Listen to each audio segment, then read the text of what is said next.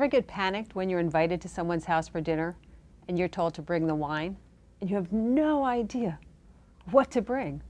I'm Sarah Heiner, president of Bottom Line Publications, and this is our Conversations with the Experts, where we get the answers to your tough questions from our leading experts. Today I'm talking to Amy Dixon.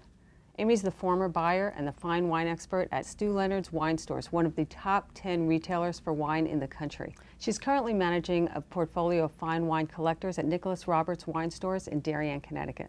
Having lost 98% of her eyesight in 2007, in addition to being a wine expert, Amy's now a para-triathlete on Team USA, and she's also on the watch list for their cycling team. You can learn more about Amy and all of her cycling and her wine expertise at blogspot.blindsommelier.com. So welcome, Amy. Thanks for having me. So many years ago, we got invited to dinner at a friend's house, and he was a real winey.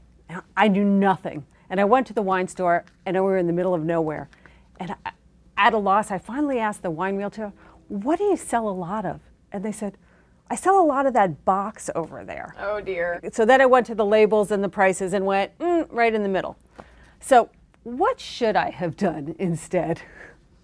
You know, I tell people that when in doubt, if you don't know the person's taste, if you know that the person's a big collector of Italian wines or California wines, that gives you a great route to go. But if you're going to somebody's house, either you've never met or they're having a casual dinner party and you're in charge of just bringing something, I always suggest that champagne or sparkling wine is a great go-to. Why? Because most people like it. 2, it's a cause for celebration. Anytime you open a bottle of sparkling wine, it's always going to be a great event. I don't care what you're doing.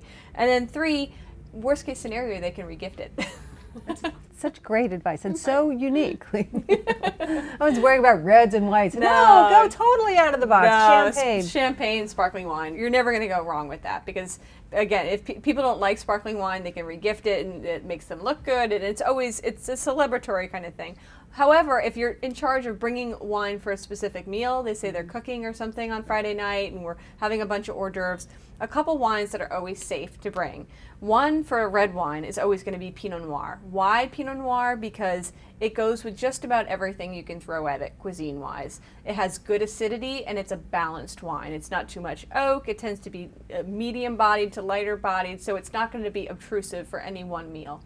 For a white wine, same rule applies. You want something like sort of light that doesn't have too much oak, that's sort of on the crisp side, that's going to be versatile and has good acidity. So when in doubt, bring a wine that has good balance. For white wine, Sauvignon Blanc or something crisp and light.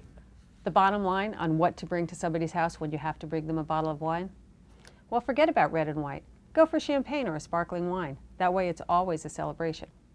Now that said, if you have to specifically bring something for the meal, if it's a red, bring a Pinot Noir. It's light and it's fruity and it's very balanced. And if it's a white, then go for a Sauvignon Blanc. Similarly light and a little bit fruity. This is Sarah Heiner with Bottom Line Publications.